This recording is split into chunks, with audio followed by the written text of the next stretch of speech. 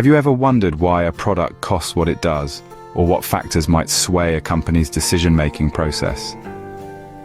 Today, we're going to explore these questions by diving into the fascinating world of private and social costs and benefits. Let's begin by understanding these key concepts. Private costs are the expenses directly incurred by a firm or individual when producing a good or service. These costs can be tangible, like the cost of raw materials and wages for workers, or intangible, like the time and effort spent on production. On the other hand, private benefits are the gains enjoyed by an individual or firm from consuming or producing a good or service.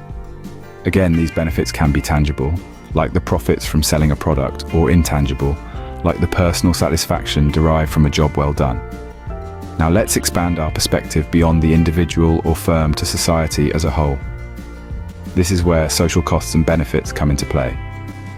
Social costs are the total cost of producing a good or service, including both private costs and any additional costs borne by society, known as external costs. These could be environmental pollution or traffic congestion caused by production, for instance. Similarly, social benefits are the total gains from consuming or producing a good or service, encompassing both private benefits and any additional benefits enjoyed by society, referred to as external benefits. These can include things like improved public health due to increased production of a certain medical product. These private and social costs and benefits are the unseen forces that influence the decisions of producers and consumers, and ultimately determine the price of goods and services in the market. They are the invisible hands, guiding the economic dance between supply and demand. With this foundation, we can now delve deeper into how these costs and benefits are calculated. So, how do we figure out these costs and benefits? Let's dive right into it. To calculate social costs, we need to add up private costs and external costs. Private costs are those borne directly by the producer or consumer, such as the cost of materials for a manufacturer or the price of a product for a consumer. External costs, on the other hand, are costs that affect parties not directly involved in the transaction. Think about pollution from a factory that affects the health of nearby residents. In addition to these, we also consider marginal costs. The marginal social cost, or MSC, is the total cost to society of producing one additional unit of a good.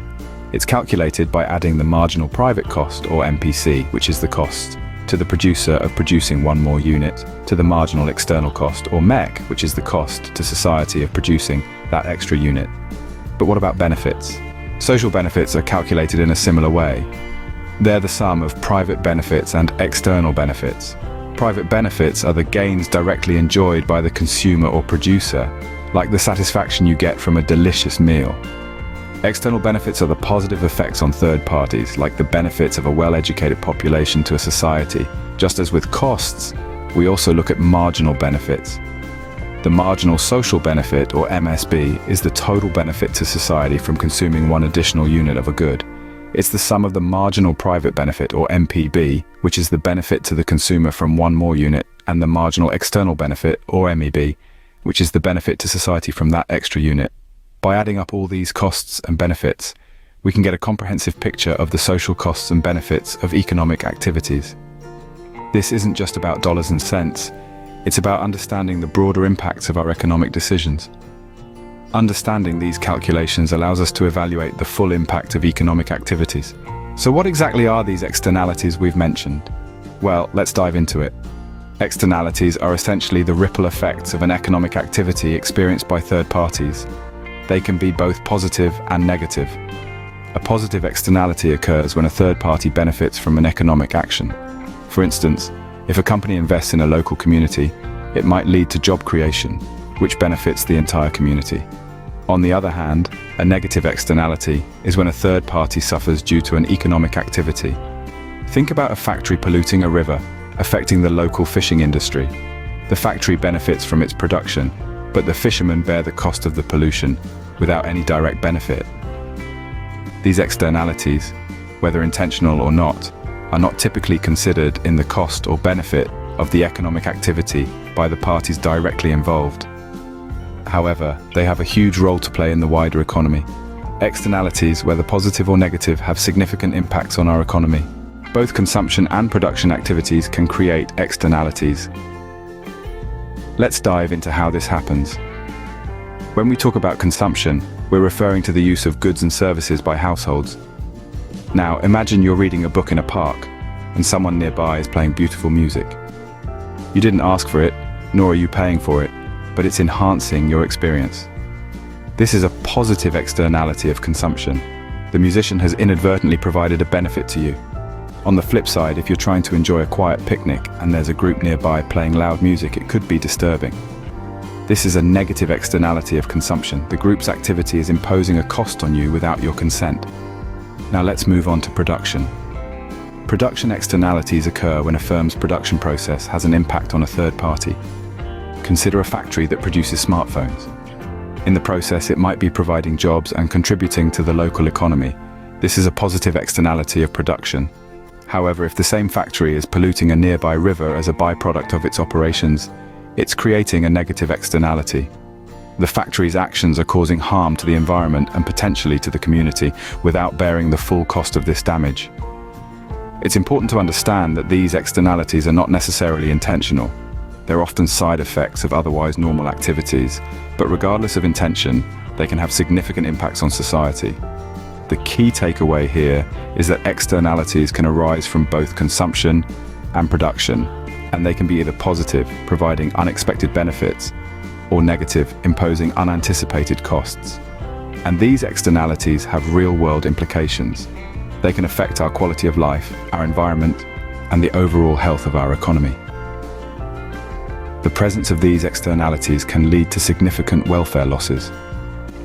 So it's crucial that we recognize and manage them effectively. In the next scene, we'll delve into how these externalities can lead to deadweight welfare losses and what we can do to mitigate them. Stay tuned.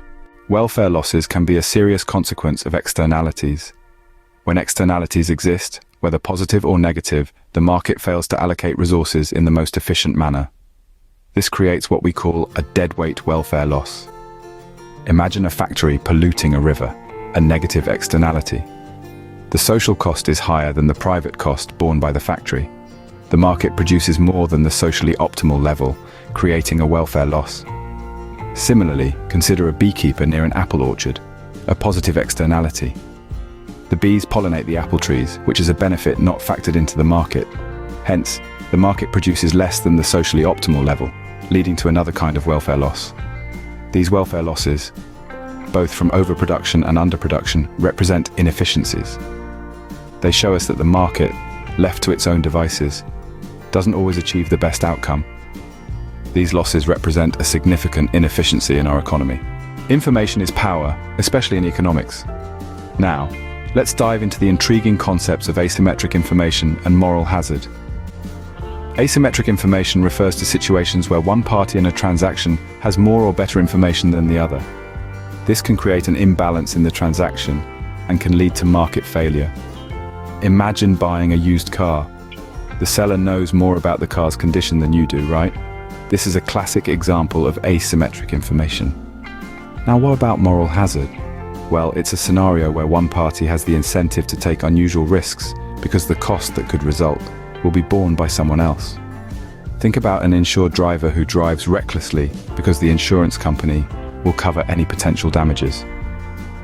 These concepts, asymmetric information and moral hazard, highlight the complexities in economic interactions. They remind us that the dynamics of economics aren't always straightforward. These factors can further complicate economic decision-making. Now that we understand these concepts, how can we use them? Well, the beauty of understanding costs and benefits, both private and social, is that they provide us with a framework to make more informed decisions. Let's say you're a manufacturer considering a new production technique.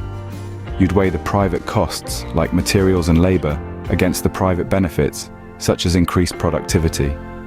But if this technique also reduces pollution, an external benefit, you'd add this to the benefit side of your equation. Conversely, if it increases pollution, that's an external cost to consider. This accounting of all relevant costs and benefits helps ensure decisions are not just profitable, but also socially responsible. It's like having a broader, more complete picture before making a move. And it's not just for businesses. Policymakers can use these concepts to evaluate the impact of proposed regulations or public investment projects. This understanding allows us to make more informed and efficient economic decisions. Let's summarize what we've learned today. We delved into the intricacies of private and social costs and benefits, and how they add up to form social costs and benefits. We unpacked the concept of externalities, both positive and negative, and how they impact consumption and production. We also explored the consequences of deadweight welfare losses, the implications of asymmetric information and moral hazard, and the critical role of cost-benefit analysis in decision-making.